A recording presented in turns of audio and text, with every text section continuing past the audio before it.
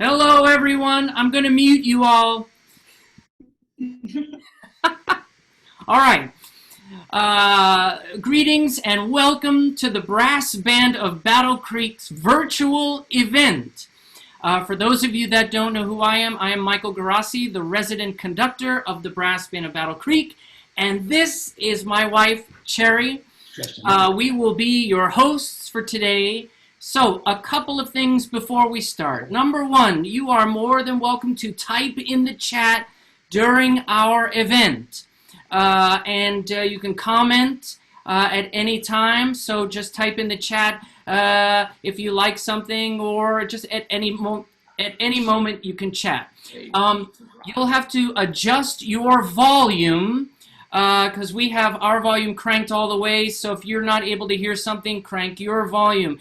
If for some chance that you get something happens with your internet, just go back and use the same Zoom link and we will let you back in. So the way this is going to work is you don't have to do a thing. So you just sit back and enjoy. We are so happy that all of you have joined us for this never-before kind of gathering of the BBBC. And we're so excited to see everyone today. It was fun coming in and seeing everybody, wasn't it? Today's event will not be a normal Brass Band of Battle Creek concert. And especially for Michael, instead of conducting the band, he will be trying to conduct all the technical workings of this event. So fingers crossed and prayers said, everyone. What? And good luck. The Brass Band of Battle Creek is unlike any other brass band in the world. It has been called the Rolls-Royce of brass bands. And during this event, we will be reminded of what makes the BBBC so unique. In this 30th year since its founding, it seems the perfect time to take a look back at some of the music, the magic, and best of all, the memories of this very special band. Ladies and gentlemen, please welcome Colonel Arnold Gabriel.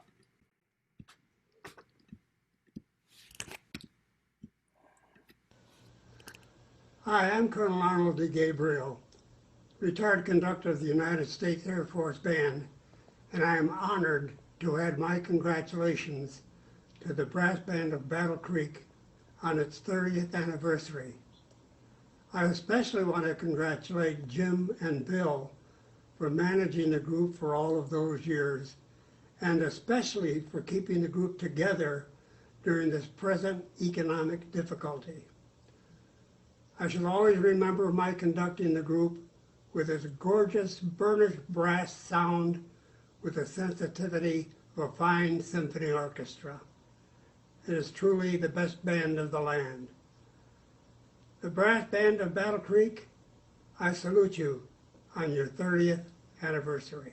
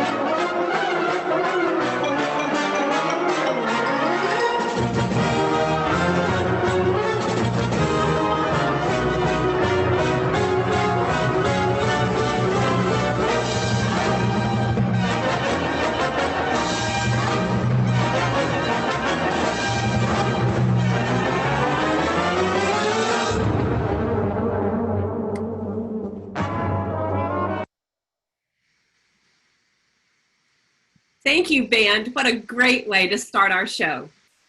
The Brass Band of Battle Creek carries the name of one of the most notable cities in the United States. The cooperation between the band and the city has been mutually beneficial from the very beginning.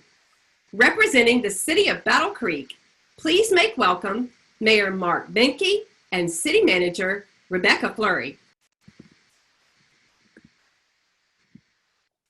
The city of Battle Creek, and I'm thrilled to join you virtually or with Zoom today to celebrate the Brass Band of Battle Creek.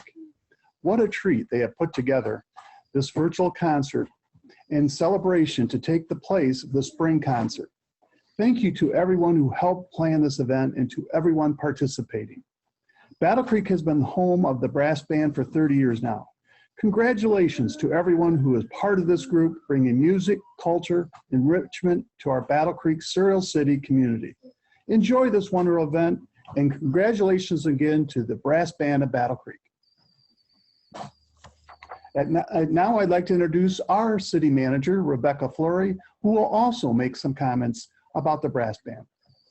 Thank you, Mayor Benke. I appreciate that. Well, I think the biggest thing we can say is congratulations on your 30th anniversary, Brass Band of Battle Creek. We are so proud and fortunate to have you as a part of our city. You've been part of our history, certainly have enriched our culture for 30 years. And the enrichment that you bring not only to adults who come and visit and listen to your concerts, as I am one of them, but also your involvement with the youth in Battle Creek and really connecting growth and leadership to music. And we couldn't be more proud that Battle Creek is in your name and that you tour globally representing our city and the immense talent that each one of you has with your instrument. So congratulations. We look forward to being a part of your virtual concert. And we just thank you for all that you do to give back to Battle Creek. Good luck. Thank you so much, Mayor Benke and City Manager Fleury.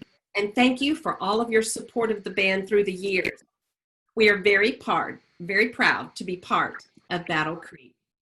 Of course, music is the heart and soul of the BBBC. Here are a few band members who helped to make the music of the Brass Band of Battle Creek so very, very special. Please welcome Mr. Stephen Mead. Just give us a second. Thank you all for your patience.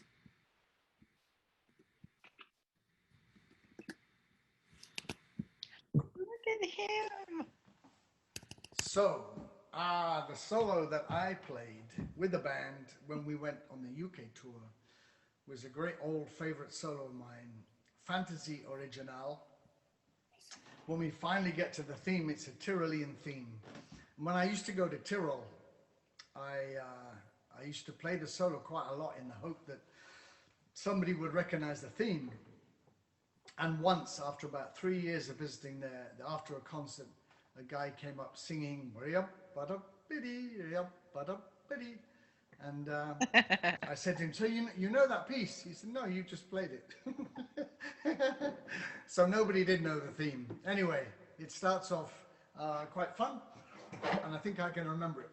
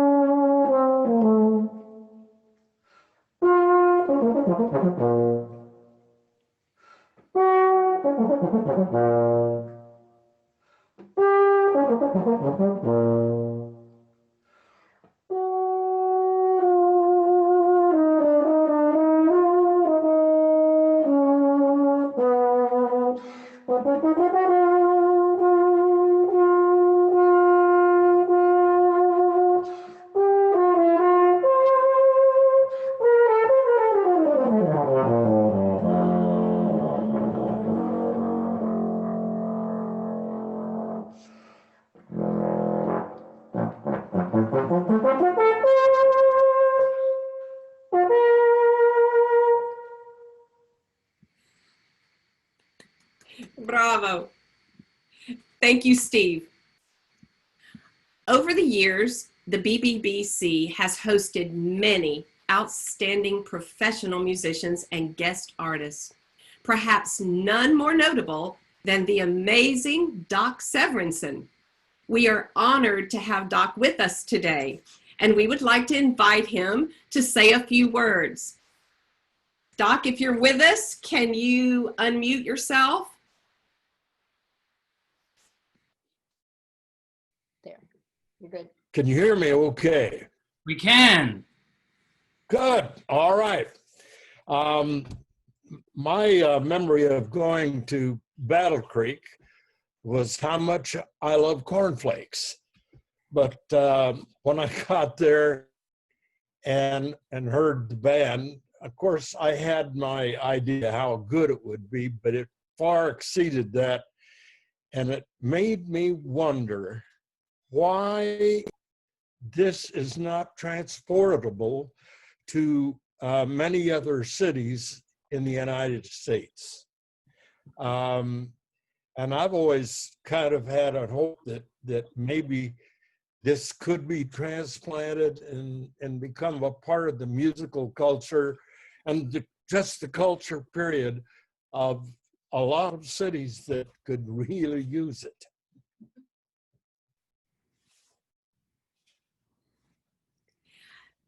Thank you so much, Doc. We really appreciate you zooming in and being part. And thank you for your contributions to the Brass Band of Battle Creek. Thank you so much. It was all my pleasure. Thank you, sir. Now, please welcome Mr. Chris Jodis as he shares some of his thoughts about being in the BBBC. Welcome, Chris. Hi, everyone. I'm really grateful for this opportunity to share with everybody. Hope everybody's doing well during this horrific time of separation from everything we know and love, including the band. I'd like to just take this opportunity to say that I'm grateful for the experience of being a member of this group. And I can't even begin to tell you how inspiring it is to hear all these wonderful musicians play, to be playing with them, to hear the sounds they make, to spend some time with them has really been a fantastic experience for me over many years now. I can't really remember how long it's been, but it has been a while. I do have a couple of ideas, or not ideas, but a couple of people I want to thank. Jim Gray for inviting me to be in the group, called me when I first moved to New York, asked me if I was interested in playing in the band. I said yes. It took him 3 years to get back to me on coming out and playing with the band. The tours, the trips have been fantastic. You know, the hang is really great. It's kind of like a bunch of priests hanging together, I think. I want to thank Jim and Bill and Debbie and Riley. Jim for working on my foot the last time I was here. I really appreciate that. He put a new thing in my shoe that felt great. Bill and Debbie for opening up their house to me and allowing me to meet and play with Riley a little bit. He's their new child, in case you didn't know. And then I also want to just give a shout out to Michael and Sherry, who have been remarkable as the first Michael as our conductor and the musical leader. But Sherry brings all this fantastic energy to the thing. Every time she's here with us, it's a new thing, because all that energy doesn't just inspire us, it inspires you, I know. I've been challenged by all of you as a musician and as a person, and I'm grateful for that a great deal. I want to thank the cornet section, who I've been working with since I got here. I think I started on the first cornet part or something like that, and have seen a lot of players come and go. But I've been grateful for every person who's ever been in the group, and we all learn stuff from each other. I certainly have. I know that. I also want to just say that I'm grateful for the town or city, I guess it is, of Battle Creek, and the place that they've provided for us. And it's been a struggle at times to keep things together, but I will say they keep finding ways to allow us to come back, which is really a great thing. I hope we have many more years together. And I'm truly grateful for the time we've spent together. And here's to another 20 or so years. Thank you so much, Chris. Now, would you please welcome Mr. Rex Richardson.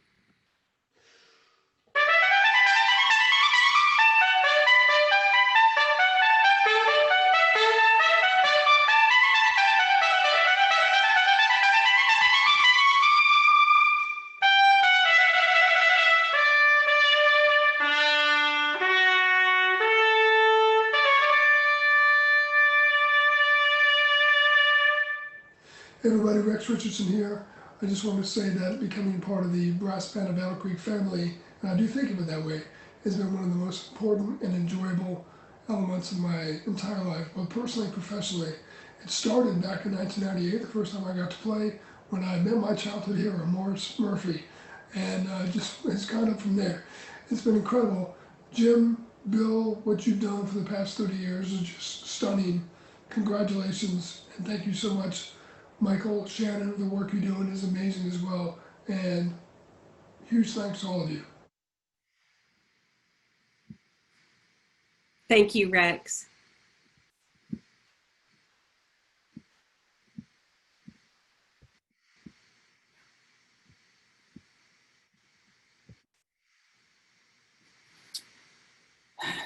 We were all deeply saddened this week at the passing of our dear friend and colleague, Ryan Anthony.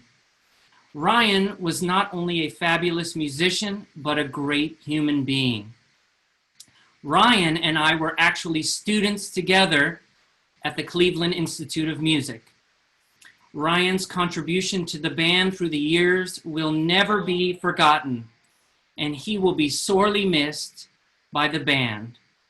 We dedicate this next performance, an excerpt of Hymn for Diana, to Ryan, and to the memory of all our brass band of Battle Creek members whom we have lost.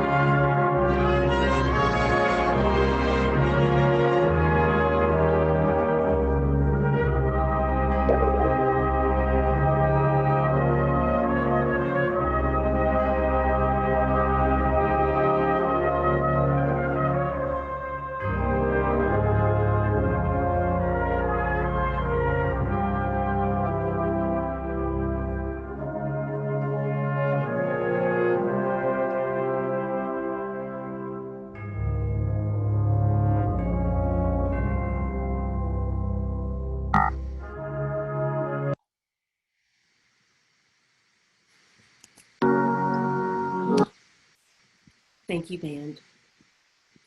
Now, let's please welcome longtime member of the band, Lisa Bontrager, as she shares one of her very favorite memories with the BBBC. Lisa?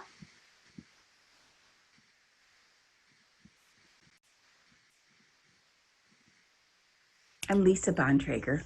I play the tenor horn, and I'm here to say happy anniversary to the brass band of Battle Creek, and specifically Jim and Bill. One of the main reasons the band has stayed together, and the reason is all the work Jim and Bill have put into the band all these years. Just ask their wives. But I think we all know that we feel like family, and we are treated like family. And I have a great example of that dates way, way back, and way back to the 90s when I was 6 months pregnant with my second daughter, and I was having some problems, and we were all scheduled in December to play the regular December concert and record the entire Sing, Sing, Sing CD in the old Marshall High School band room. So it was going to be a long week, and a great week, but a long week. And I found out I was having a few complications and found out I needed to lie down as much as possible. Well, that was a little difficult playing the tenor horn 6 months pregnant with a very large baby. So I called Jim and said, I can do this. I just have to lie down during breaks. And he said, oh, and I said, by the way, I'm a little self-conscious about this, so if you could keep it quiet, that'd be great. And he said, oh, we can do that, no problem. So I show up, and Jim had a wonderful, clean, comfy cot tucked between the big curtains in the backstage of the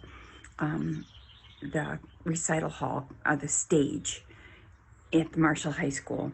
It was hidden between curtains. Nobody could see it. It was dark. It was quiet. He showed it to me quietly.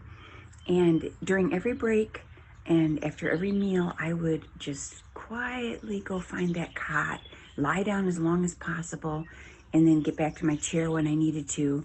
Nobody knew.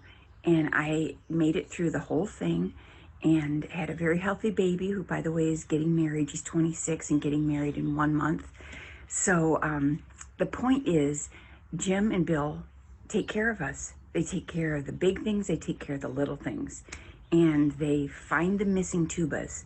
They take care of anybody with an abscessed tooth and tonsillitis and missing music and just everything. And they treat us like family. So thank you. Thank you so much, Lisa. Now, would you all please welcome Mr. Mark Lawrence as he shares this beautiful trombone solo. Mark?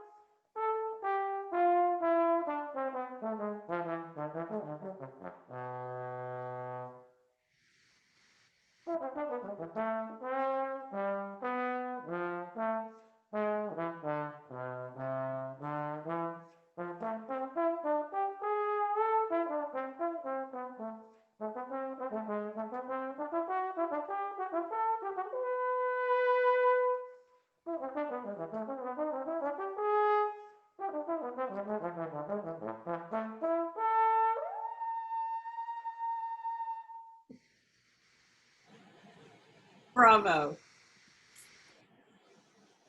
Gail Robertson has been a friend of ours for decades. I won't say exactly how long, Gail. She was actually a member of the very first brass band that Michael conducted, the Brass Band of Central Florida in Orlando. She is here today to tell us a little bit about her journey and her history with the Brass Band of Battle Creek. Welcome, Gail Robertson. Hi, my friends of the Brass Band of Battle Creek. Gail here. As you know, I love this band just as much as you do, and I've been asked to tell you a little bit about it, why it means so much to me.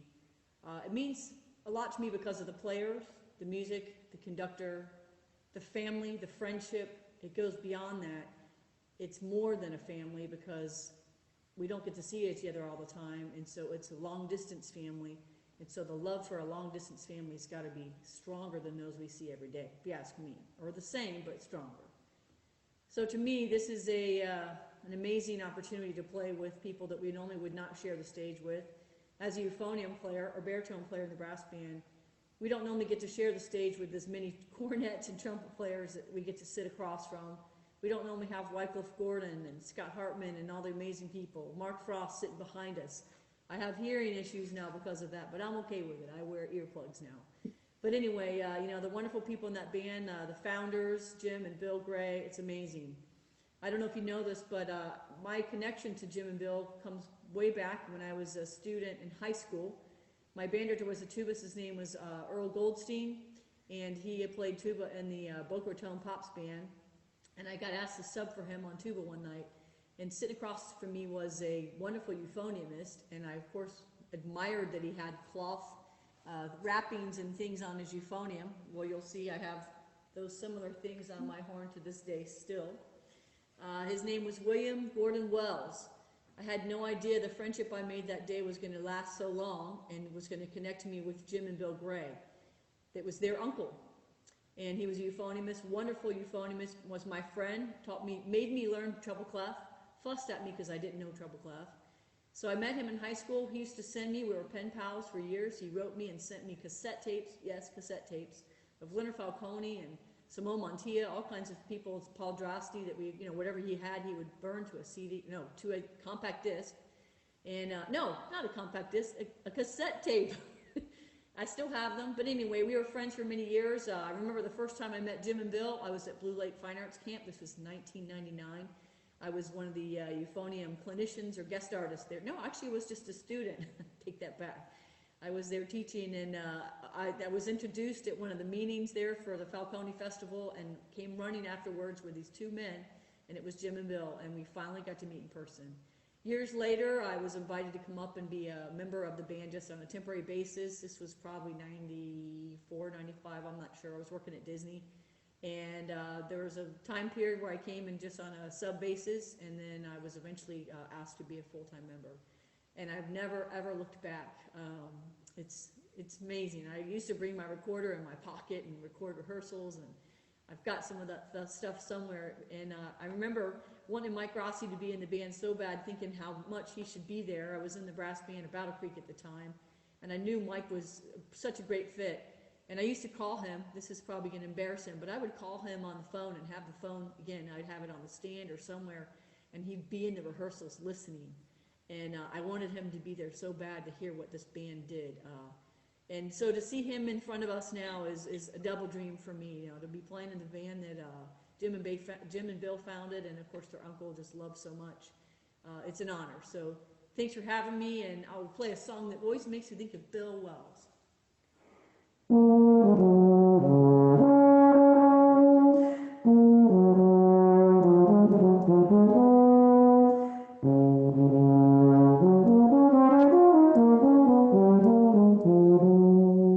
See you soon. Thank you so much, Gail. Well, there is the music, of course, but then there is the magic, the intangible, the part that you can't explain that happens when the BBBC is together. And even when it's not, the bond, the friendship, the camaraderie, the support for each other, the being part of something bigger than yourself. All of these things come together to make up the part of the BBBC that, although people try, is almost impossible to put into words. Sit back and let's enjoy some of the magic as we hear an excerpt from Elsa's processional.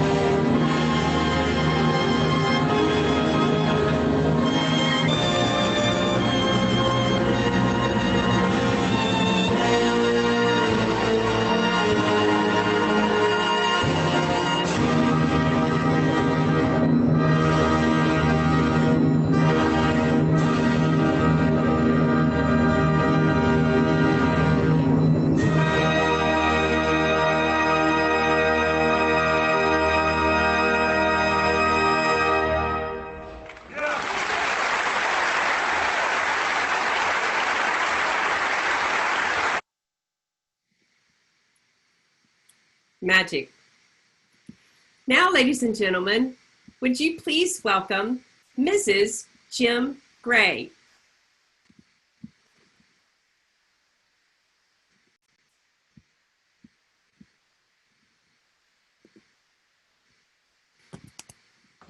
Hello, everyone.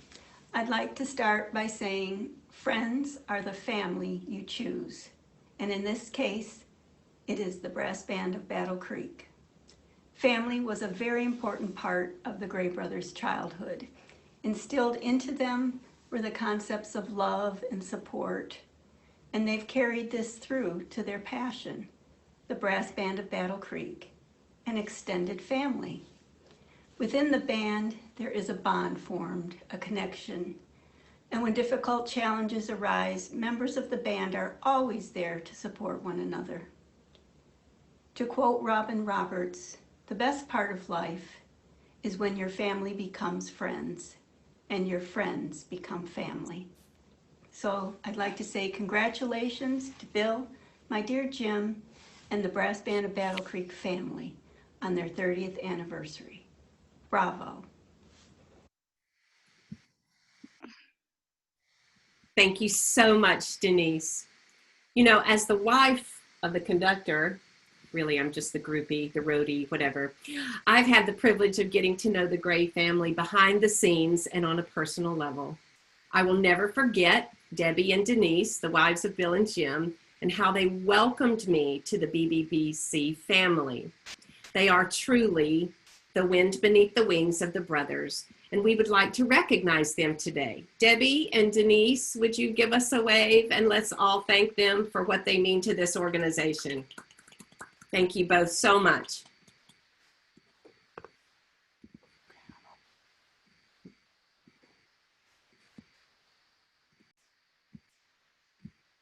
For me, the most magical thing about being a part of the Brass Band of Battle Creek is the opportunity to get to know, to conduct, and to make music with some of the most incredible musicians on the planet. Joe Alessi is one of those people. Joe, Paisan, when you play with the BBBC, you bring magic not only to the performance, but to the atmosphere and spirit of the band. Thank you so much for being a part of our event today. Please welcome Mr. Joe Alessi. Hi, everybody. I wanted to just talk about the great times back at the Midwest Clinic when I was a guest with you all. First of all, what a great ensemble. One of the best I've ever played with. And some other memories, just Music of the Spheres was with Philip Spark, which led to discussions with him at the clinic about this new piece, Tango for Joe, and I'm really, really happy about that. And I want to thank Jim and Bill, very much for their support and leading the way and getting that commission. But also some other fun times, just playing with Scotty and Frosty. That was just amazing section. And I think we made a lot of sound, put out a lot of sound in the Music of the Spheres, that's for sure. Even Jens put out some sound. I was surprised about that. But yeah. And so anyway, the other great memories was going to the bar with everybody and had a cigar with Frosty and a cigar with Jens. And it was just a great time. And I really look forward to spending more time with all of you. And Michael's conducting was just very clear, and yeah, the whole experience was just amazing, and the reaction of the audience. So again, thank you for having me there, and I look forward to the next time. All right, be well. Bye.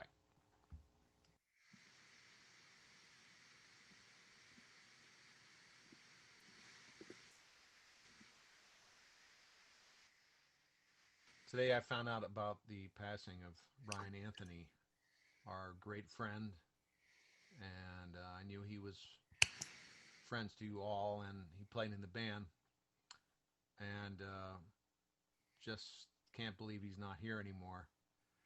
And so I had a good cry today about that. And while I didn't know him really well, it seemed like I knew him forever. And the times that we've been together just were remarkable. I don't know how to describe him, but I've never met anybody like him who is so courageous and brave, but also just makes you, when you meet him, he makes you feel like you've been friends forever. And so, and of course, there's great artistry. He was a great father to his children. And anyway, we've gotten to talk a few times, and every time it's been a joy to be with him. So anyway, I thought I'd play something tonight in his memory, and it's a little bit of the Spark Concerto that I was supposed to play with you all. So.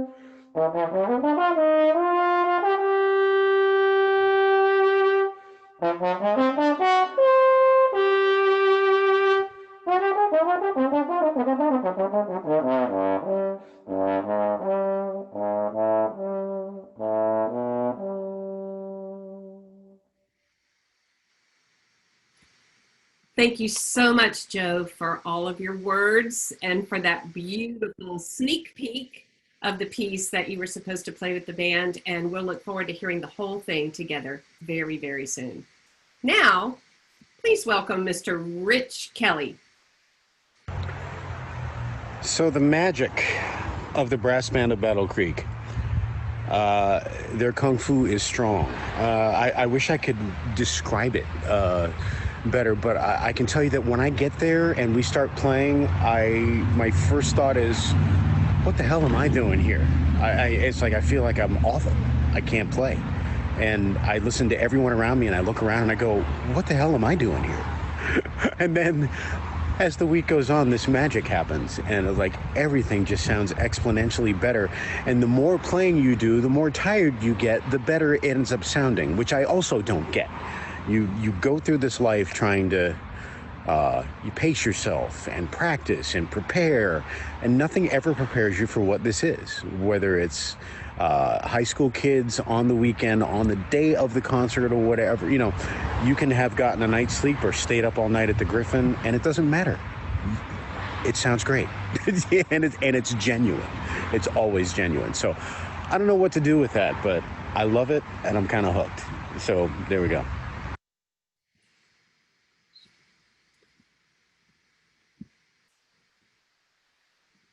Hi everyone, we're so glad you could join us today. It's great to see all of your wonderful faces. For those of you who don't know me, my name is Shannon Akins and I'm the Executive Director of the Mighty Brass Band of Battle Creek. Today I wanted to take just a moment to share with you my experience with this group. Now I had never been to see a brass band concert before. Luckily, I was given a ticket to see them when they performed at Marshall High School. Wow, what an incredible experience it was. It wasn't just the music, it wasn't just the musicians. There was this incredible sense of camaraderie that took place amongst the band. There was also another feeling, but at that moment, I couldn't exactly put my finger on it. Coincidentally, I was hired to work for the band full-time in 2016, and that feeling that I had felt at that first concert started to grow leaps and bounds every day. And all at once it hit me. I knew exactly what it was. I call it the sparkling magic. And the only way to describe it is like 1,000 fireworks going off in my heart all the time.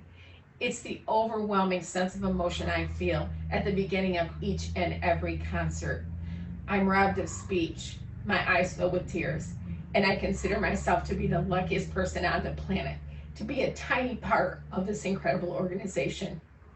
I love to be in the auditorium when you enter to find your seat. I'd love to share that sense of excitement as we all wait for the beginning of another magical music experience. I love the camaraderie that is shared at each and every concert, not just amongst the band members. That camaraderie reaches out to the audience and you give it right back to the musicians. It's incredible, and again, a part of that sparkling magic. 2020 has been a challenging year for all of us. The band experienced the cancellation of its spring concert, a first in the band's 30-year history. Our youth seminar, the Kick and Brass seminar for 2020, had to be moved to a virtual platform. And the uncertainty of the holiday concert coming up, we're working hard to adapt. We push on. The brass band of Battle Creek is proud to call Battle Creek its home. And we are proud to serve it and its surrounding communities by providing exceptional music experiences and youth programs. We are proud to be working with and supported by our local foundations, our businesses, and our sponsors. And we look forward to working with more of you in the future. We are also grateful To all of our BBBC devotees and followers who continue to support us with your ticket purchases and your financial gifts, they allow us to continue to share the sparkling magic. This continuing support will help us survive to see a brighter 2021 and beyond. A big shout out today to Michael and Cherry for putting this event together. It's incredible to get the band back together. We miss being here in May and seeing all of you. Thanks again for being part of the Brass Band of Battle Creek family. You're just the best. Here's to 30 more years with the mighty Brass Band of Battle Creek. Thank you so much, Shannon, and thank you for all you do for the brass band. Even during a pandemic, when we're socially distanced, somehow Rex and Frosty found a way to make the magic happen, even across the pond.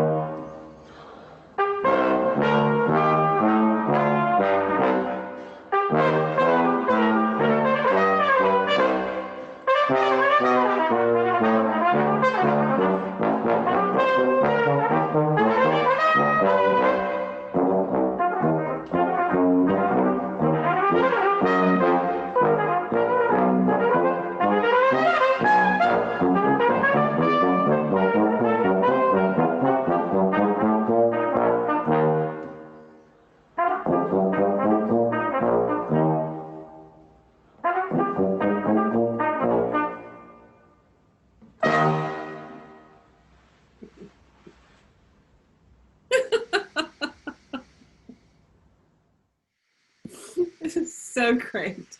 Thank you both. When Michael first became involved in brass banding decades ago, one of the very first people that we met was Mr. Ewan Fox from 4 Bars Rest, and he's been a real friend through the years. Many consider Ewan to be the voice of brass banding throughout the world. It is our very special privilege tonight to have a message from Ewan to the BBBC. Mr. Ewan Fox.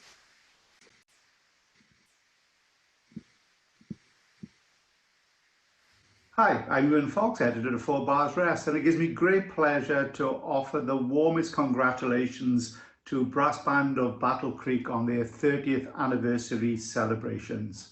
Since the band was formed over 3 decades ago, it's been an absolute beacon of inspiration and musical excellence. Many of the world's greatest players, of course, have played in the ranks, and I'm quite sure there's many more who have wished to have done so as well, including myself, although I wouldn't put myself forward as one of the great players. I think the band has been truly inspirational in what it's done in its musical ethos and its outlook. And I wish you all the very, very best for the next 30 years and more.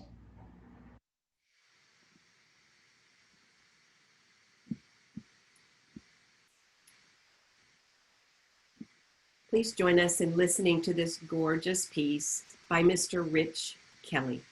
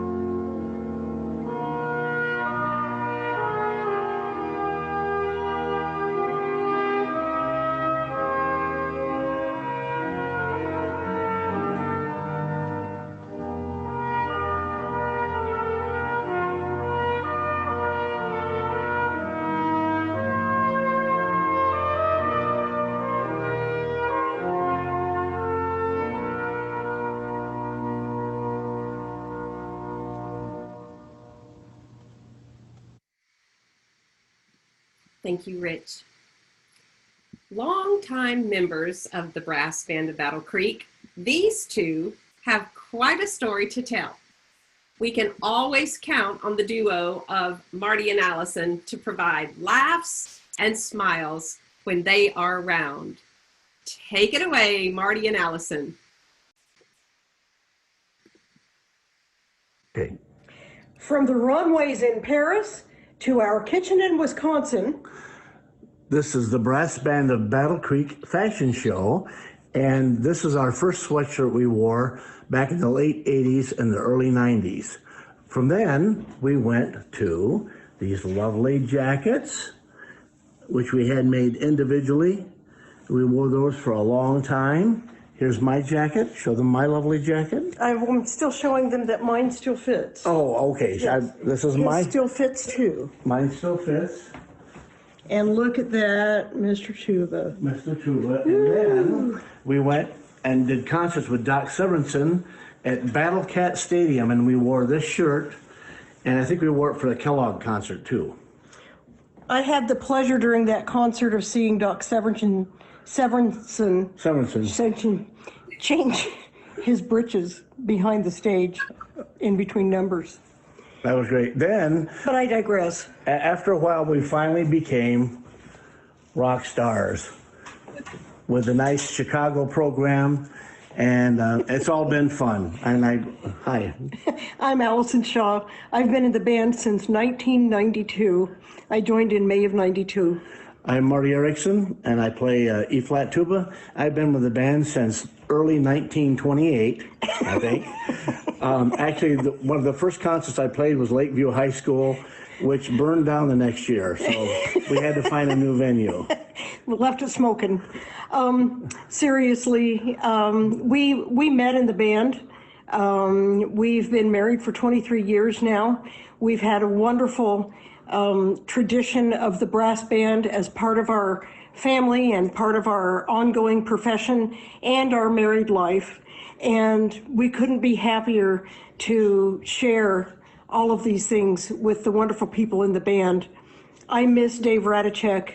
I love all the people I've played with in the percussion section, including some of our folks that have come and gone, Tom Prince, Erica Montgomery, Rob Moore, Janice Potter.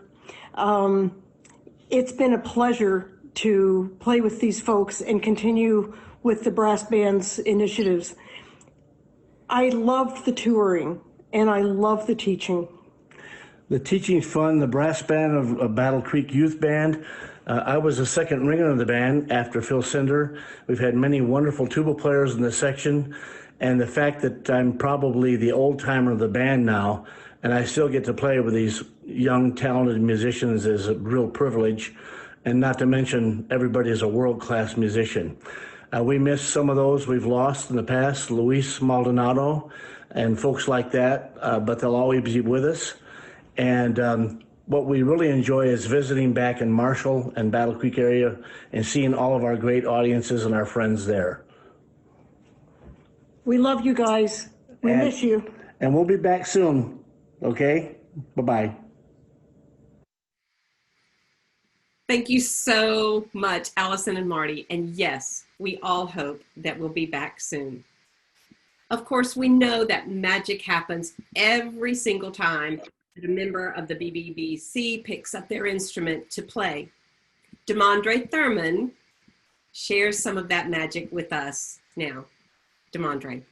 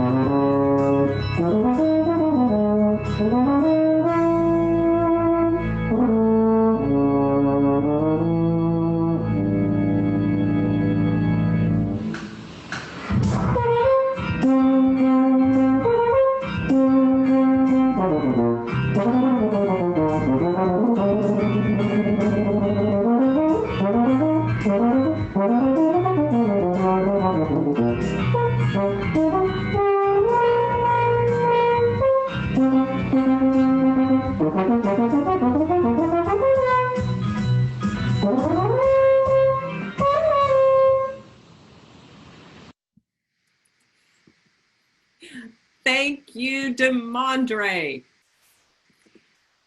When we contacted Miss Marge Cool to ask her about her memories and her association with the brass band of Battle Creek, this is what she had to say. When I hear the brass band of Battle Creek, I feel happy. What a blessing and gift the band has been to the entire community.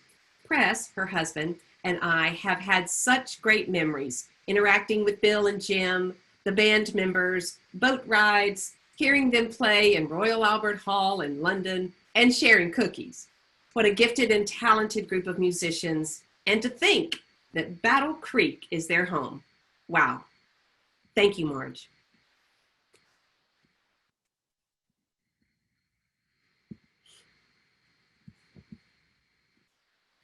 My history with this father and son goes way back to my college days, having studied with John Beck Sr. What a great surprise it was to find John Beck Jr. in the percussion section of the brass band of Battle Creek when I arrived. The Becks actually shared the band stage in a performance a couple of years ago. It was an honor and a thrill for me to get to conduct them both. Here's a message from the Beck boys to all of you. Greetings from upstate New York. The Beck boys would like to send the brass band of Battle Creek some crashing gongs and cymbals as a howdy-do.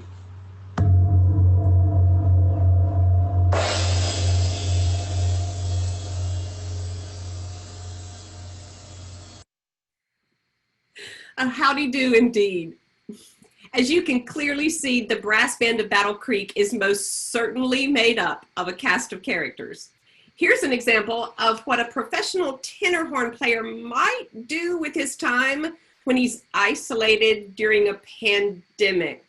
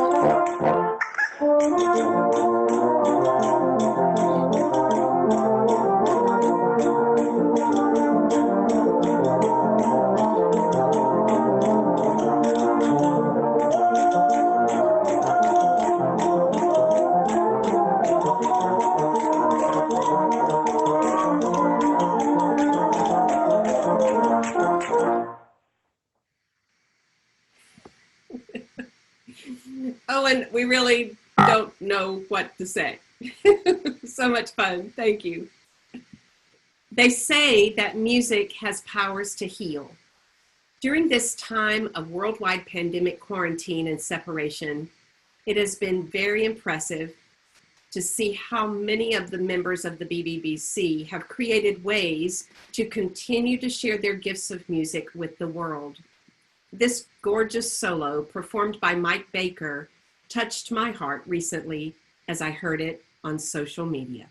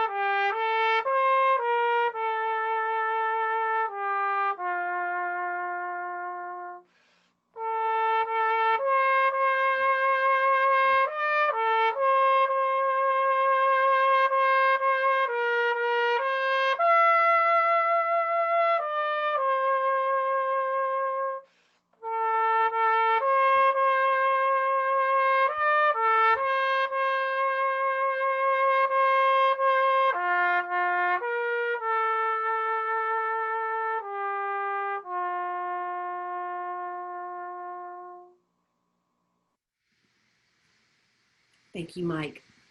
Do you believe in miracles? I have certainly had dreams that have come true. Well, there would not be a brass band of Battle Creek were it not for the vision and dreams of Bill and Jim Gray and the series of miracles that brought the band into being. Here's the story from the Gray brothers themselves, Jim and Bill Gray.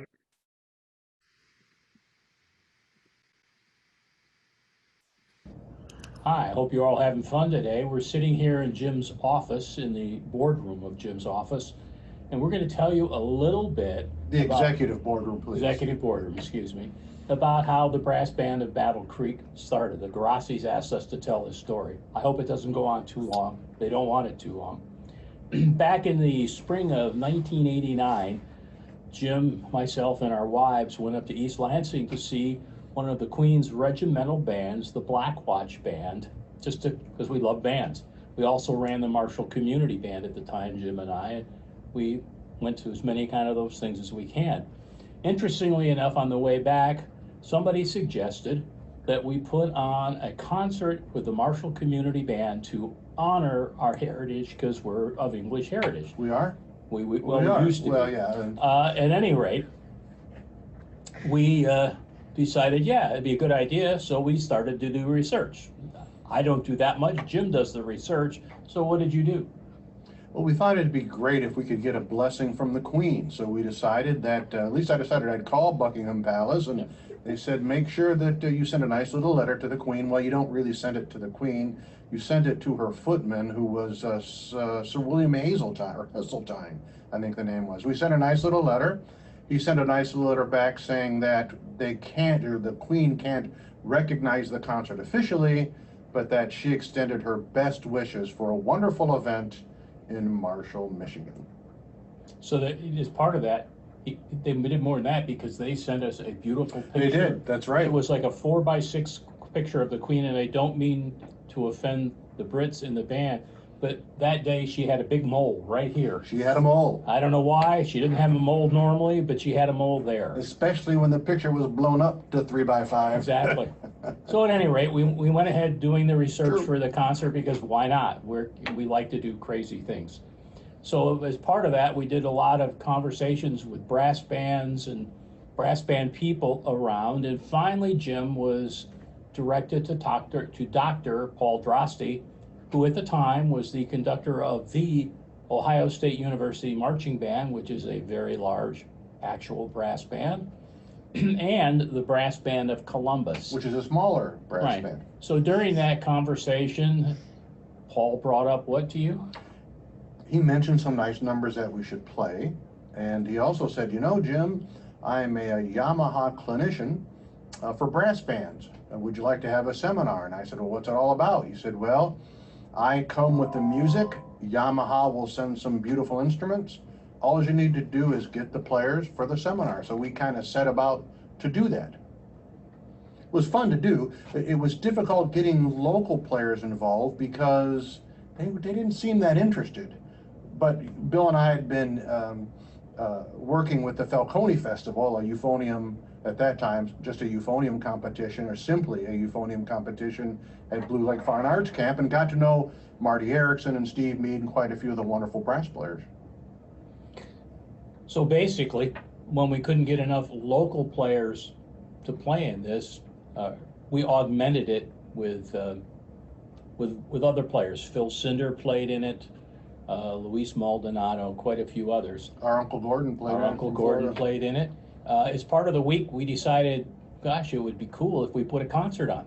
So we went on radio and television locally, and lo and behold, the night of the afternoon of the concert, which was held behind the local community college in Battle Creek, we had 500 or 600 people. It was a huge success. People loved it.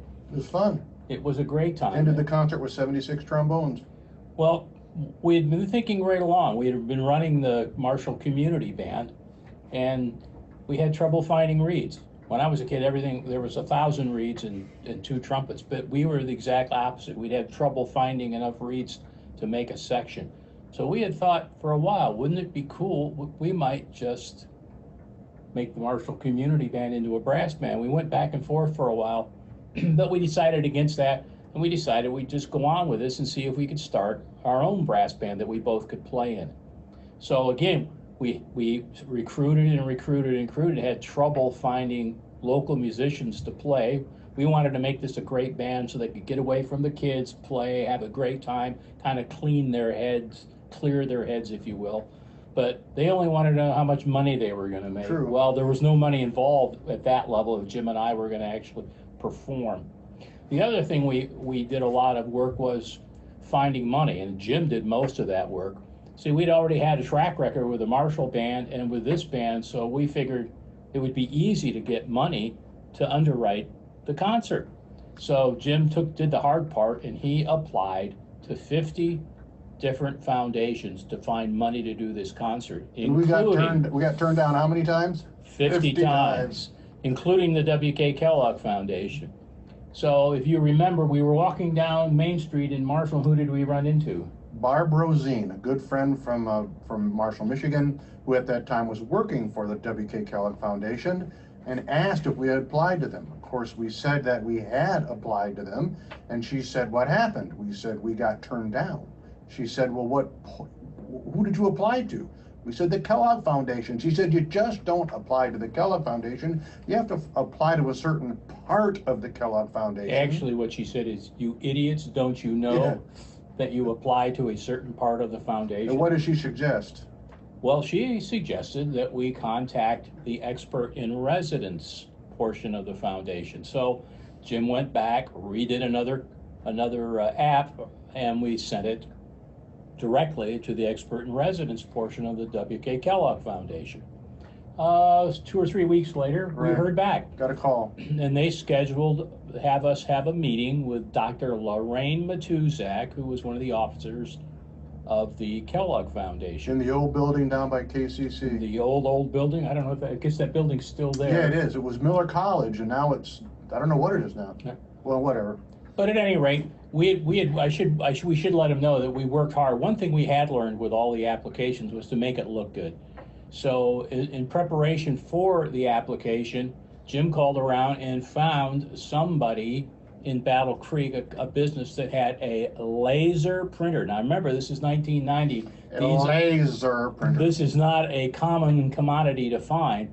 So we did a lot of work, found this. We went and got some really nice paper, went over to this guy's office. It was late at night, remember? Yep. It's like, he stayed around. It was like 007 stuff. I wish I could remember that guy's name. He was really helpful. But at any rate, we got it printed up with a laser printer. Now, nowadays, laser printers are common. Back then, it looked like, oh my God, they actually went to a printer and had it printed.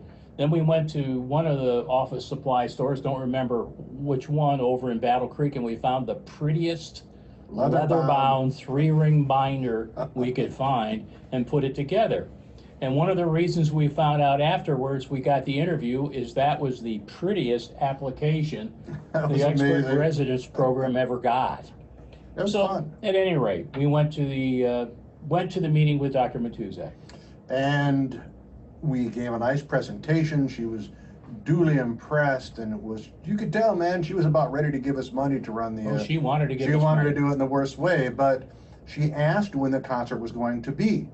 She checked her calendar and found out that at that time, they couldn't give us a grant because the expert in residence, who would have been Paul Drosty, had to stay that weekend, at least she thought, at WK's house, which had been moved to the Kellogg Foundation property. That was the basic rule, is that Correct. The expert in residence had to stay in the house. And WK's old house. WK's old house. And of course, we couldn't get money because... It was occupied. It was occupied. Somebody else was using it. We got screwed, and we were, oh my God, we looked... It looked like somebody popped our balloon, man. We were ready and then... On airport, is it Lou L. Cinder's blow up, blows down. We were really... But and my the runner-up gosh. is... So anyhow, we kept talking, though. We were smart enough to keep talking. And we He talked kept talking. I was crying. Jim was a little bit under the weather at that time. And finally, I don't know what made me think, but I suggested, is there any rule that says that you actually have to have the expert in residence in the night of the show? What if they stayed 2 or 3 nights before the show? And you could see her eyes brighten right up right away. And she said, you know, I haven't thought of that. I wonder if we can do that. So she says, okay, I'll tell you what. You guys go home, and I guarantee you within 2 or 3 weeks, we'll get back to you about the money. So Jim and I walked out at least feeling we hadn't been totally shut down. We got into the car, drove to Jim's house, parked the car in the garage, walked through the door, and literally as the door opened, his phone began to ring. The old one's on the wall. Exactly. And it was? Dr. Matuzak, who said, you know, I've thought about this, and we've decided that the expert doesn't have to stay the night of the concert, and we've decided to grant you the full amount of your grant request. And after that, we decided we'd have the concert, did the concert at Lakeview High School Auditorium, and away the band went. That's basically how it got started. It's a great story after that too, but that's how the band really started to go. So basically, several years later, we were interviewed by Brass Band World. We were? Yes, and it ended up, the headline of the article is God Wants a Brass Band in Battle Creek, because that's one of the things we mentioned. This seems somewhat odd, you know, kind of miraculous that this happened. There's a lot of other miraculous stories that are kind of crazy, but that's basically how this band got started. There you go. And so the band began to fly. Mr. Chris Jodis.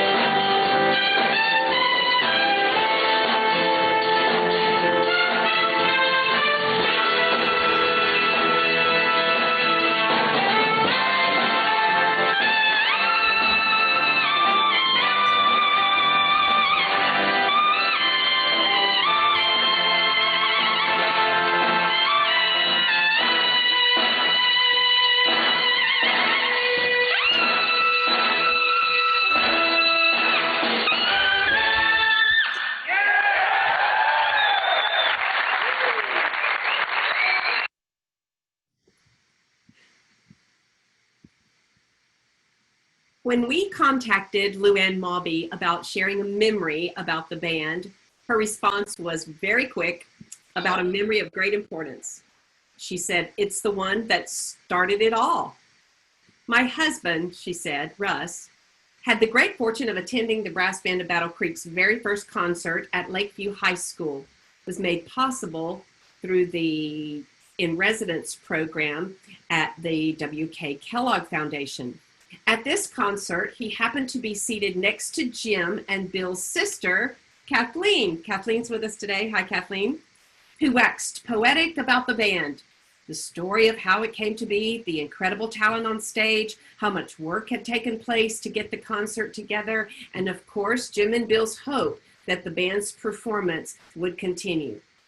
After listening very carefully to Kathleen and then hearing the band perform that evening, Russ assured Kathleen that he was pretty sure the performances would continue, but that he felt the band belonged in a much larger place. He felt they belonged downtown.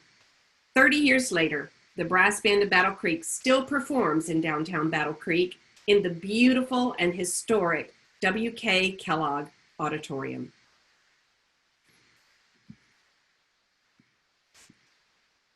It must have been incredibly exciting to be part of the beginnings of the brass band of Battle Creek. Phil Sinder was part of that very first concert and has been with the band ever since. Phil. Greetings, everyone. It's Phil Sinder, member of the tuba section for the BBBC. Really great to join you this afternoon for this celebration of the band, and I'm so happy that Michael and Sherry were able to spend all of the time to put together this event. As you can see, I dug through my collection of BBBC attire, came up with this wonderful polo shirt, and so I'm happy to share a few memories with you this afternoon. It's actually the case that I was present from the very inception of the BBBC when we did a reading session and concert weekend at Kellogg Community College some 30 years ago, and it's been a terrific pleasure to be part of the group over all these years. It's fantastic to gather several times each year and to see all of my friends and colleagues in the band. I'm especially proud to know that there's a dozen or more players who've been with the group for over 30 years' time. I wanted to just mention the remarkable strides the band took in the first 7 or 8 years. That was a really wonderful moment and something that I fondly remember to this day. With each concert cycle, the band added more and more high-end players. We tackled more challenging repertoire. Every concert, the group just grew immensely in ability and performance level. We tackled harder and harder repertoire. We expanded the boundaries of what loud and soft could be, and it was really fun to be part of that rise, working towards several tours, our trip to England, first several recordings. All of those were really a terrific experience, and it was very fun to see the group make those the forward progress over that time. You may wonder what it's like to be sitting in the back of the band in the tuba section. It's actually a great experience to be able to work to help shape the palette for everyone else to play off of, and even though we don't participate in the melodic line all that often, it's great to set the stage for what happens in the band metrically and dynamically, and to create a sound on which everyone else can ride on. So I just want to again say thanks to Michael and Sherry for putting this together, and a special warm hug to Bill and Jim Gray for their incredible work, vision, leadership over all of these years, and certainly thanks to our board, the city of Battle Creek, and all of the supporters of the band for many, many years of concert attendance, support, and applause. So Take care, everyone. Goodbye. Thank you so much, Phil, for sharing those great memories and those accounts of some of the very beginnings of the band. Now, some memories are just plain fun. Here's just one of the hundreds of numbers over the years that have brought a smile to the faces of both the audience and the band members. Let it be known, the members of the BBBC can not only play, they can also sing.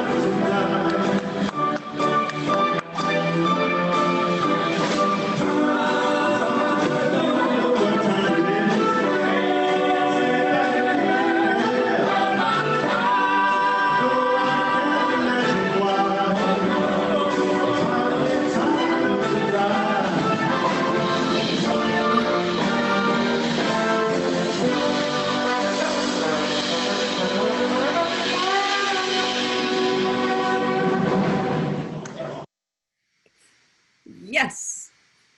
Now let's enjoy another stellar performance by the BBBC. Here is an excerpt from Philip Sparks' Harmony Music.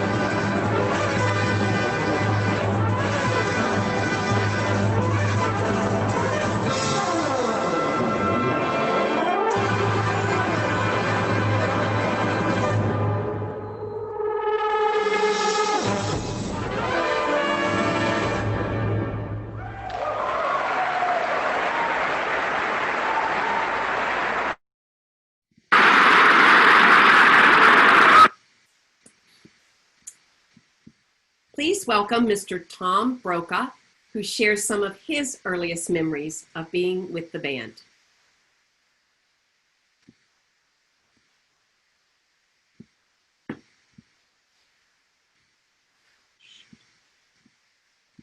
One second. Thank you. Thank you all. Here we go.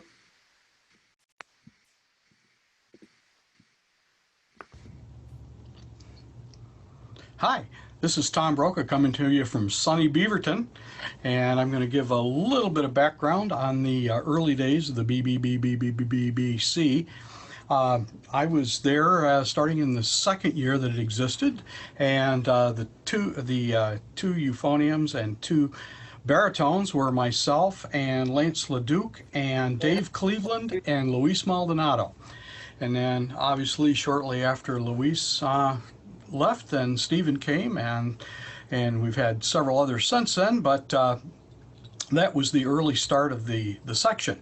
I also fondly remember the horn section made up of Billy and Dave Kratz and Lisa and her jar or can of air freshener, which she brought to every rehearsal. So I sat next to Lisa and watched her spray from the can to avoid the conflict with Billy and Dave, and that was always a challenge.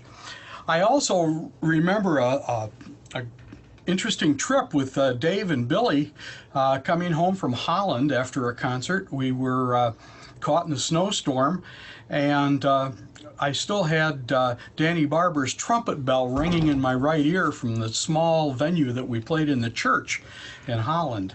So that's another fond remembrance.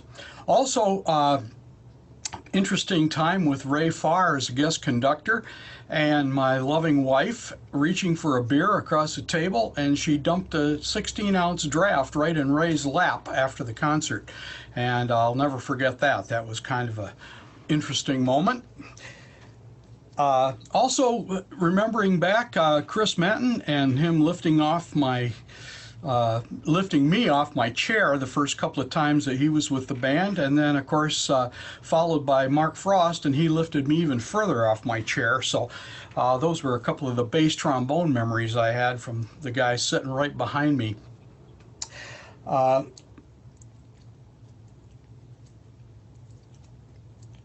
also like to think back and remember Tom Prince, and following him, Dave Radicek, who were just tremendous percussionists, drummers that kept the band really tight, and those were some very fine memories. Also the great tuba sections over the years, the bass players, just phenomenal.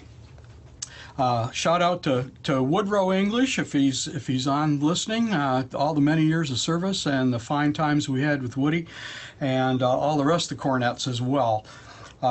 Particularly John Marshall, who was there from the beginning, and Ken and Ed, who were there forever. Ken Bloomquist, if you're listening, appreciate the work you did and dearly miss having you around.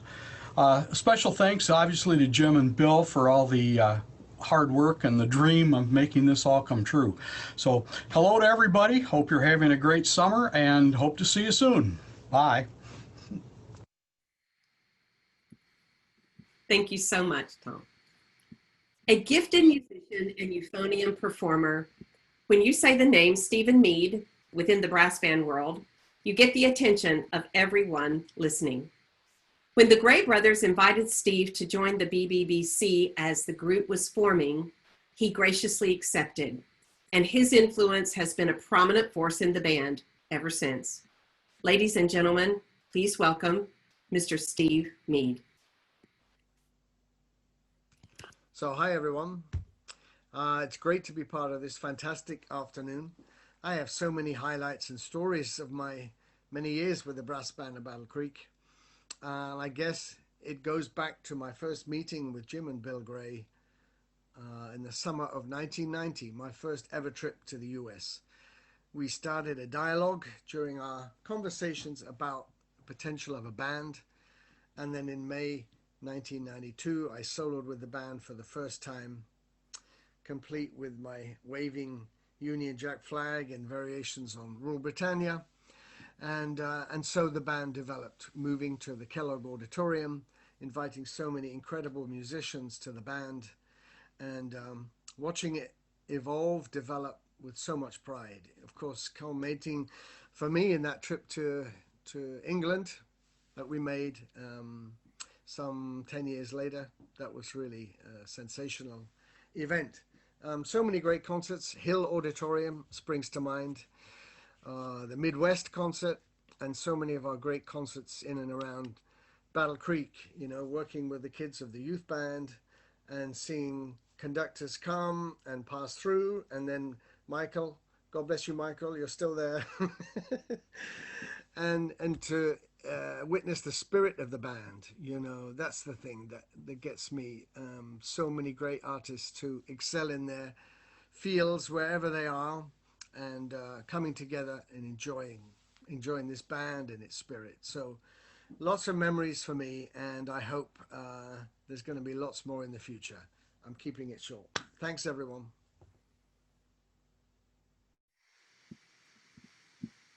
Thank you so much, Steve. We all have our time machines, don't we? The ones that take us back, our memories, and the ones that bring us forward, our dreams.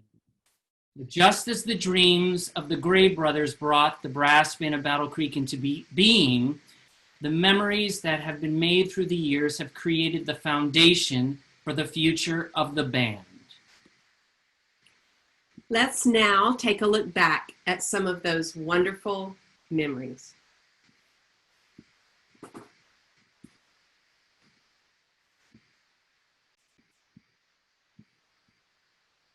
By the way, if anyone wants a copy of this, because I think many of you are going to want a copy of this, I'll be more than happy to send it to you.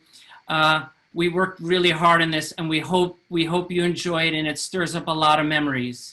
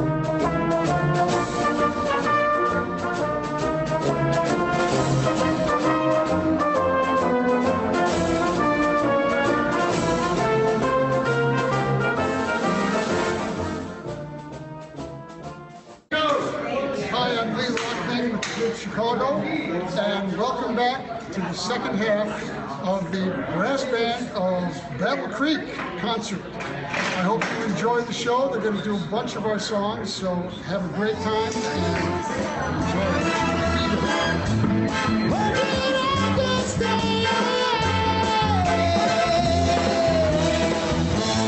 Wondering how much I can take.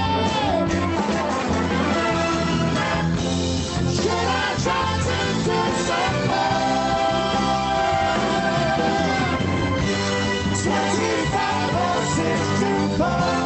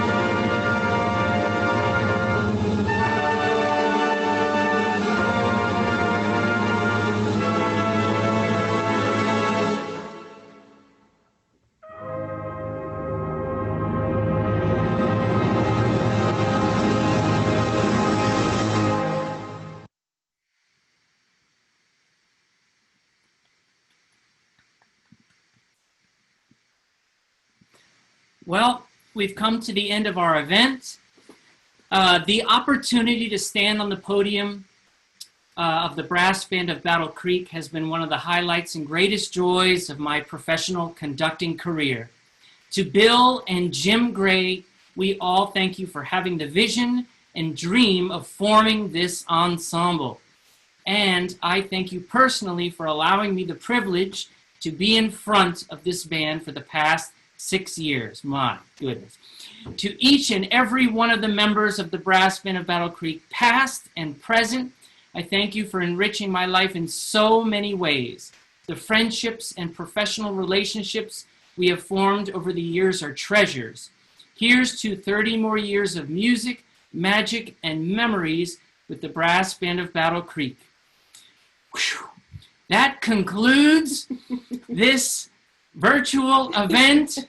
My goodness, we made it. Thank you so much for being with us today. We hope you enjoyed the time as much as we enjoyed.